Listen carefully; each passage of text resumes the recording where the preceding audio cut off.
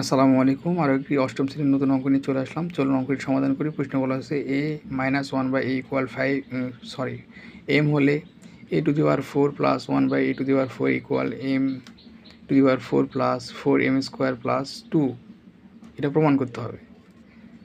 তাহলে আমরা কি করব?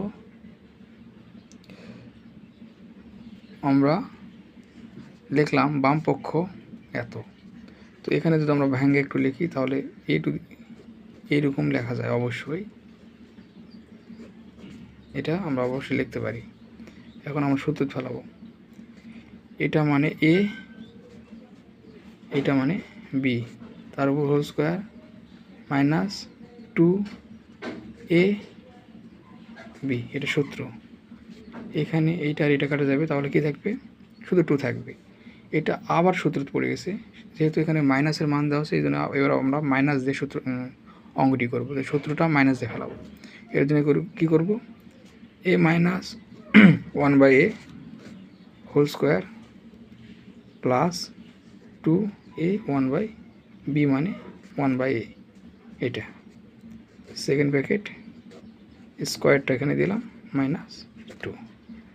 এখন এটা কেটে যাবে, এটার মান তো আছে m, তার উপর স্কোয়ার প্লাস 2 ফার্স্ট ব্র্যাকেট দিয়ে এই স্কোয়ারটা দিলাম, আর এই স্কোয়ারটা এর উপর গেল, তারপরে মাইনাস 2। এখন আরেকটা সূত্র পড়ে গেছে a প্লাস বি হোল স্কোয়ারের সূত্র। m স্কোয়ার সমান সমান a আর 2টা b, তাহলে কী হবে? একবারে করে দিলাম 4 প্লাস 4m স্কোয়ার প্লাস 4 আর মাইনাস 2।